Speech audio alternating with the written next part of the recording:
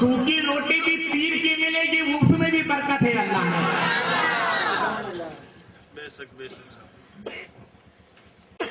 दूसरे दिन वापस आए, हजरत ने तो फरमाया था तुम चले गए फिर वापस ही आए। क्या हजरत क्या बताऊं, जब तक दाल का पानी नहीं पिया था मुझे वतन याद था, मगर दाल का पानी में क्या तासीर है, क्या मेरा दिल ही बदल गया है। कहा हजरत आपको छोड़ के नहीं जाऊंगा। अच्छा चलो मुबारक भाई, सुनो हम ये खानका, इस खानका में हम पिलाते हैं, तुम्हारे लिए मदरसा बना देते, तुम इसमें पढ़ाते रहे। पढ़ाने का ताल्लुक जुबान से है और पिलाने का ताल्लुक दिल से है। तुम वो काम करना, हम ये काम करेंगे। वक्त गुजरता गया।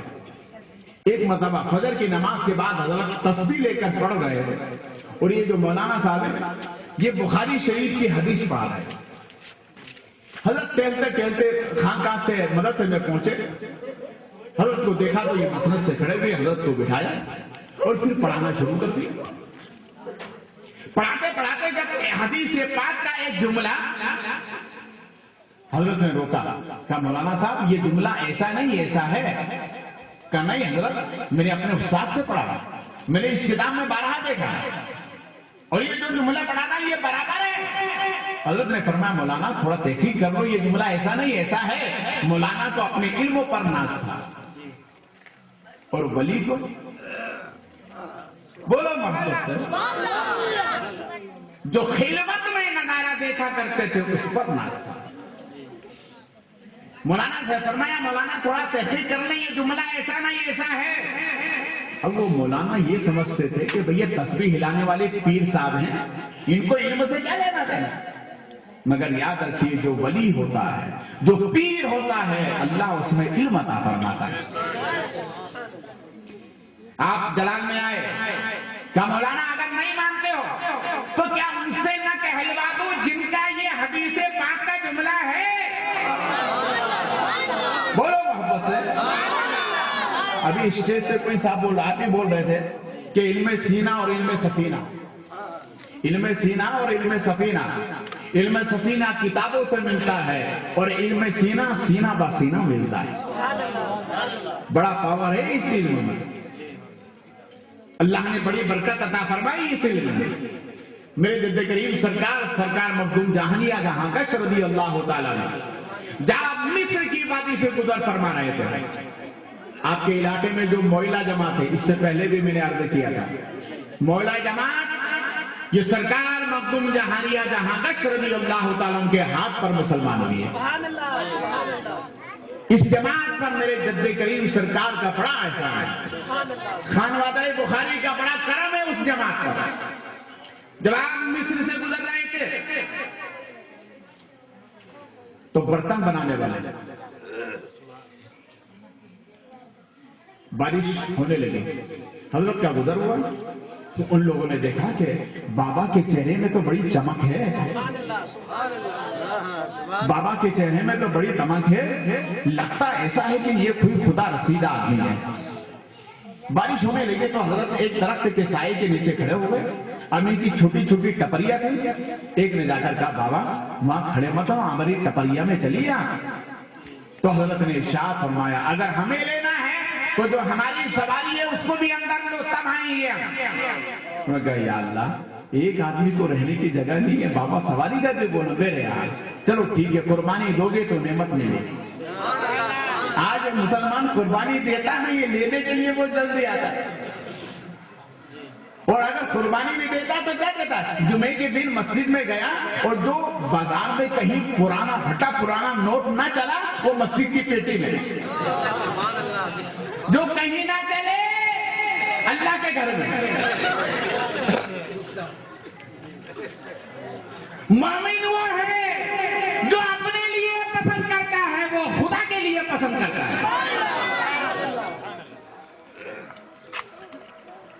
जब हजरत अंदर जाने लगे तो उनकी जो बीवी थी उन्होंने कहा यार आदमी को रहने की जगह नहीं, तुम जानवर भी अंदर।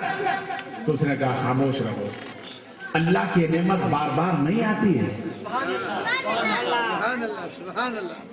मेरे यार पूरी रात शब बेदारी, فجر کی نماز کے بعد جب حضرت اپنے آگے سفر فرمانا شروع فرمایا تو یہ کھڑے ہو گئے کہ بابا رات کو جو بارش ہوئی تھی اس سے ہمارے مٹی کے برتن پھر مٹی ہو گئے دوبارہ.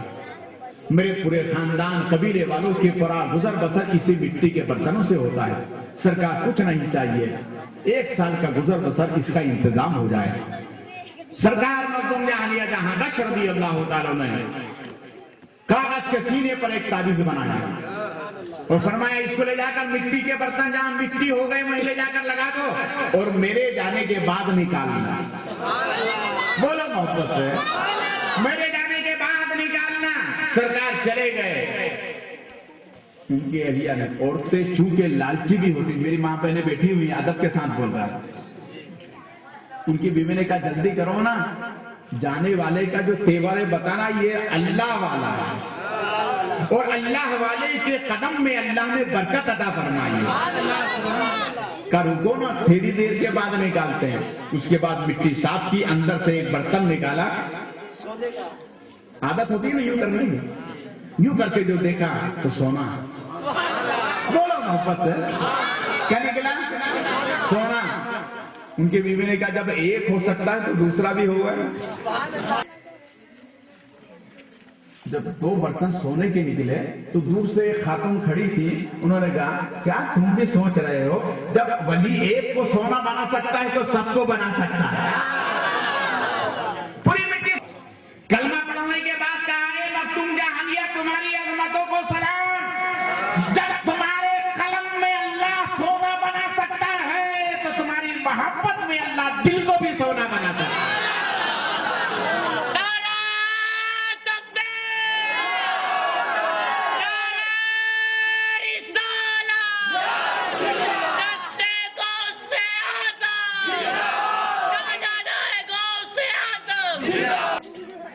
ولی کا قدم بھی سونا ہے, ولی کا کردار بھی سونا ہے, اور ولی کو ماننے والے سنی مسلمان بھی سونا ہے. غوث اعظم رضی اللہ تعالیٰ عنہ واعظ فرمایا. حضرت شاہ داول پیر رحمت اللہ علیہ ارشاد فرماتے ہیں مولانا یہ جملہ ایسا نہیں ایسا ہے. مولانا ماننے کے لیے تیار نہیں تو یہ جلال میں آ گیا. کا سنا جن کی یہ حدیث پاک ہے انہی سے اقرار نہ کرا لوں کہ یہ ایسا نہیں ایسا ہے. فرمایا مولانا آنکھیں بند کرو. آنکھیں بند کی. کہا آنکھیں کھولو. آنکھیں کھولی ہے تو کیا دیکھتے ہیں؟ سامنے سرکار جلوگر ہیں اور ارشاد فرماتے ہیں مولانا جو توکل بول رہا ہے وہ برابر ہے.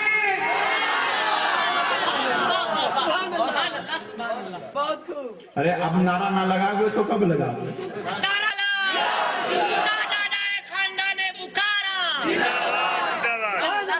اس منوے میں ایک ہی نوجوان ہے, پیچھے والے کوئی نہیں ہے اس میں. ارے کوئی بھی کھڑا ہو کر خواجہ کے نام سے لگا دو.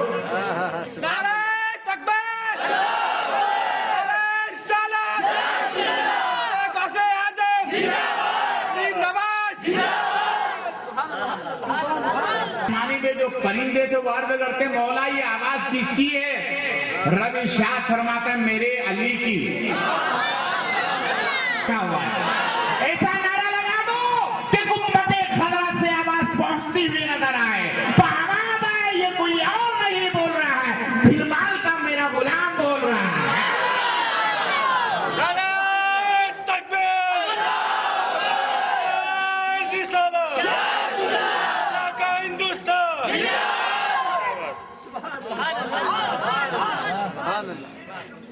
غوث اعظم سرکار رضی فرماتے ہیں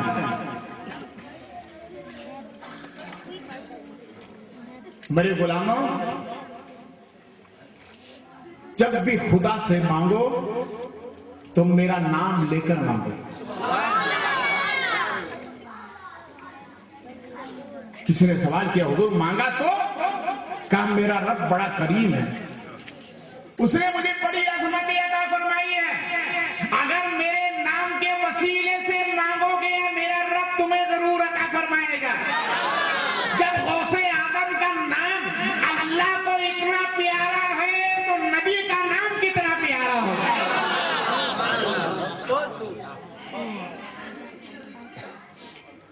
مولانا نے جب حضرت شاہ توکل کا اعجاز دیکھا قدموں پہ گر گئے کہ سرکار ابھی تک نبی کو نہیں دیکھ پایا تھا،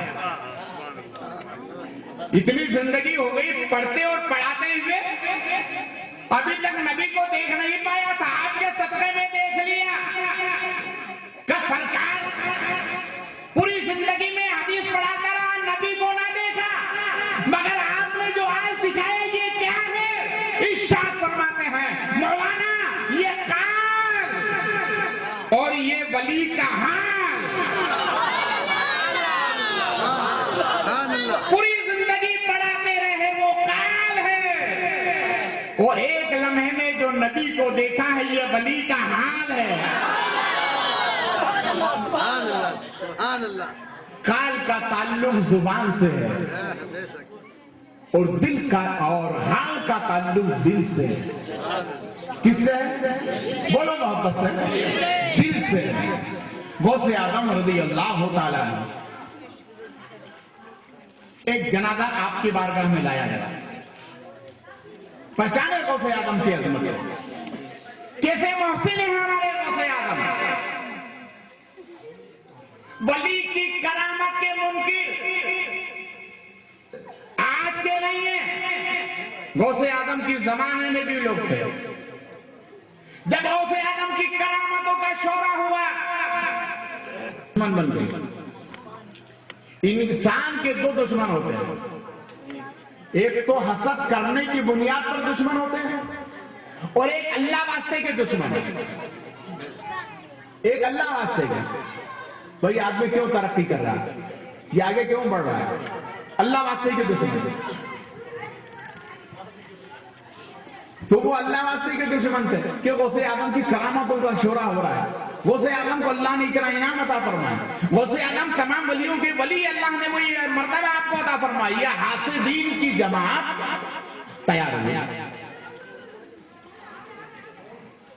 انہوں نے ایک نوجوان کو تیار کیا، کیا سنو، غوث اعظم سرکار مردوں کو زندہ کرتا ہے،